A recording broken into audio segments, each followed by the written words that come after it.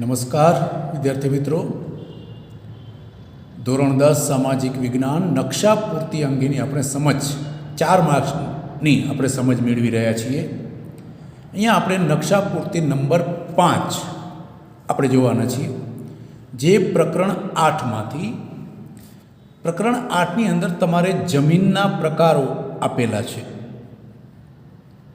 એ જમીનના પ્રકારોમાંથી કોઈ પણ એક પ્રકાર તમારે કદાચ નકશા પૂર્તિમાં પૂછાય કે રણ પ્રકારની જમીન આપેલ નકશામાં દર્શાવો, અથવા તો પર્વતીય જમીન આપેલ નકશામાં દર્શાવો, તો કોઈ પણ એક જમીનનો પ્રકાર તમારે નકશામાં દર્શાવવાનો થાય તો એની આપણે સમજ મેળવીએ 1 માર્ક્સની. તો આ જમીનના પ્રકારો, હવે દાખલા તરીકે તમને જ્યારે પૂછાય કે કાંપની જમીન એ નકશા પૂર્તિમાં દર્શાવો, તો આપણે સૌ પ્રથમ દર વખતે કરી છે તેમ પહેલાં અહીંયા સંજ્ઞા, હવે એ લખ્યું કાંપની જમીન. હવે કાંપની જમીનને આપણે સંજ્ઞા બનાવવાની છે, તો એની સંજ્ઞા તમે કોઈ પણ આ રીતે આપણે ત્રાંસા જે લીટીઓ છે એ બતાવી દીધી. તો હવે કાંપની જમીન છે એ તમને ખ્યાલ છે કે ગંગા યમુનાના કાંપનું મેદાન, ઉત્તર ભારતનું મેદાન છે એ ગંગા યમુના કાંપનું મેદાન છે. તો આ છે ઉત્તર ભારત, જ્યાં આપણે શેરડી પણ બતાવી હતી, જ્યાં આપણે ઘઉં પણ બતાવ્યા હતા, જ્યાં ચંદ્રપ્રભા પણ બતાવ્યું હતું. એ જ ઉત્તર પ્રદેશની અંદર આપણે આ રીતે એનું નિશાન કરી નાખશું.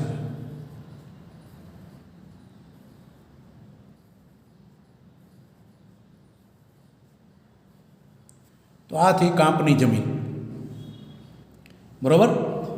ત્યાર પછી કદાચ તમને પૂછાય કે ભાઈ કાળી જમીન,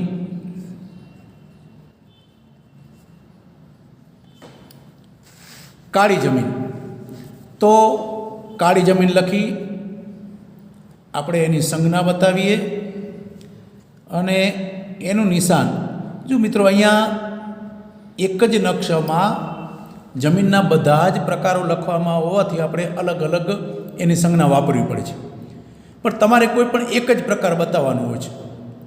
એટલે તમે કોઈ પણ આમાંથી એક નિશાન બતાવશો તો પણ ચાલે. ઊભા લીટા કરો, આડા લીટા, અથવા તો ચોરસ બતાવો તો પણ ચાલશે. તો આ રીતે કાળી જમીન આપણે એની સંજ્ઞા બતાવી. હવે કાળી જમીન છે એ ખાસ કરીને મધ્યપ્રદેશ એની અંદર આપણે બતાવી શકીએ કે જે અહીંયા આપણે તમને ખ્યાલ હોય તો ખૂણા ઉપર મધ્યપ્રદેશની અંદર કાન્હા બતાવ્યું હતું. એ જ મધ્યપ્રદેશની અંદર આપણે આ રીતે કાળી જમીન, એના માટે જે સંજ્ઞા વાપરી છે તે સંજ્ઞાનું નિશાન આપણે કરી નાખશું.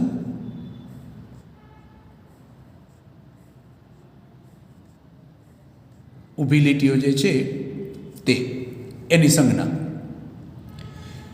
ત્યાર પછી તમને પૂછાય કે આપેલ નકશામાં રાતી જમીન, આ જમીનના પ્રકારો છે જે પ્રકરણ 8માં તમે શીખી ગયા છો.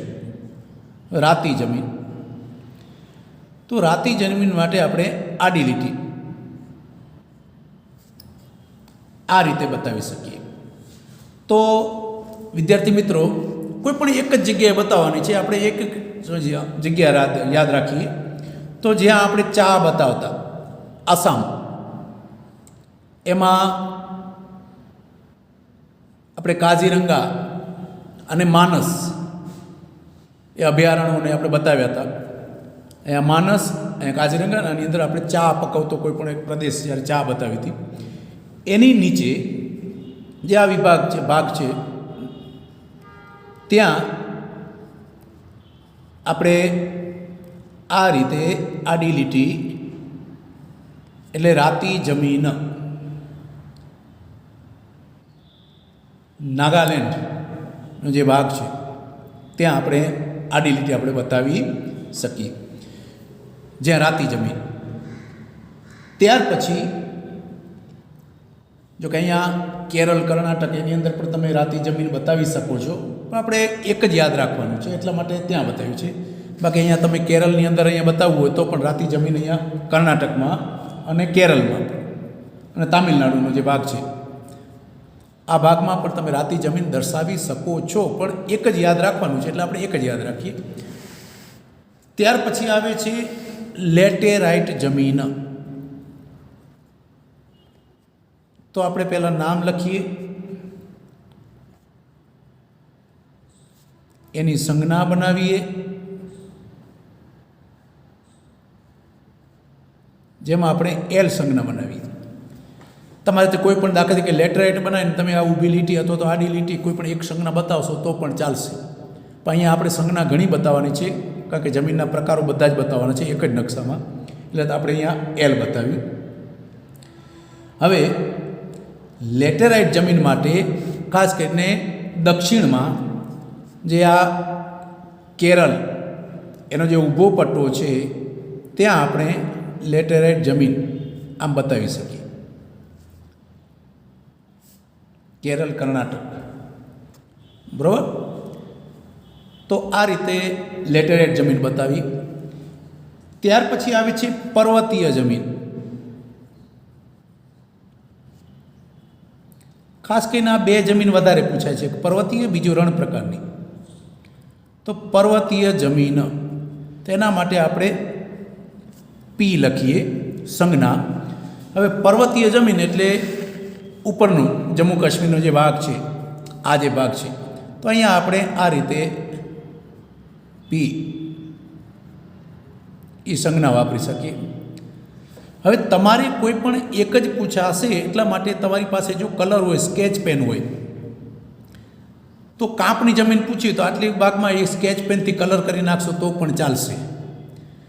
પર્વતીય જમીન પૂછી તો આ રીતે પર્વતીય જમીનમાં પણ આટલા ભાગમાં આ જે ભાગ છે એની અંદર સ્કેચ પેનથી બ્લુ અથવા તો બ્લેક કે જે પણ વાપરવું હોય, અને આખા જે આપણે સંજ્ઞા બતાવી એની અંદર આખો બ્લેક અથવા તો આખો બ્લુ સ્કેચ પેનનો ઉપયોગ કરી અને એ જ તમે ત્યાં બતાવી શકશો. આગળ પર્વતીય જમીન. ત્યાર પછી છેલ્લો જે પ્રકાર છે તે છે રણ પ્રકારની.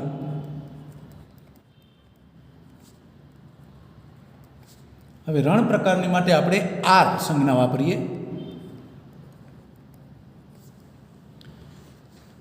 તો વિદ્યાર્થી મિત્રો તમને ખ્યાલ હશે કે રણ પ્રકારની જમીન ક્યાં આવે છે, તો કે રાજસ્થાન અને આ કચ્છનું રણ આ જે ભાગ છે ત્યાં પણ સૌથી વધારે રણ પ્રકારની જમીન હોય તો રાજસ્થાનમાં, એટલે આપણે રાજસ્થાનમાં જ બતાવી દેવી.